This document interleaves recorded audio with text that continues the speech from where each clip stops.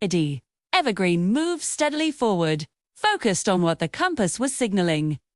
Followed the compass as it led them into a darker section of the forest. Harper Lane stayed close beside him, focused on the path ahead. Stayed close beside him with her tablet ready.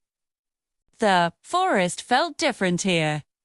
The air grew heavier, and the familiar sounds of insects and birds began to fade away the deeper they moved between the trees.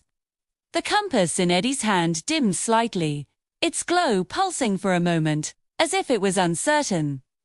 Suddenly, Eddie stopped. He froze, his senses on high alert. For a brief, chilling moment, he felt it.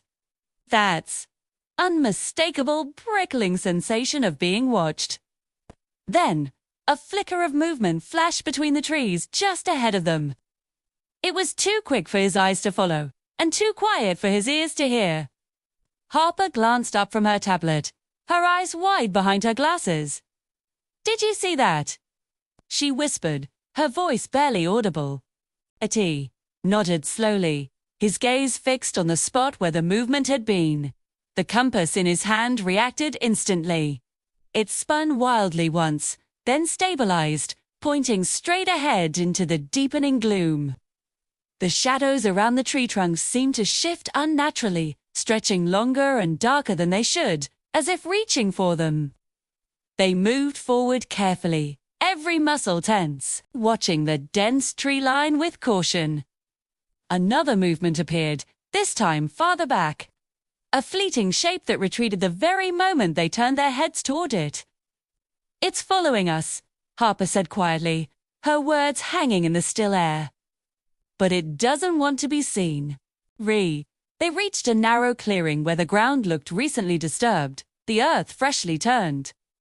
Eddie raised the compass. Its glow brightened sharply, bathing the clearing in an intense light for a second before fading again to its soft pulse. Whatever was watching them wasn't lost. It wasn't just observing. It was learning. Then, without another sign, the forest grew silent again.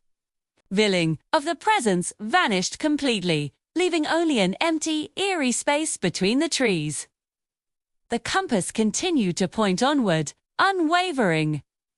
They took a deep breath and continued forward, knowing with a certainty that they were no longer alone.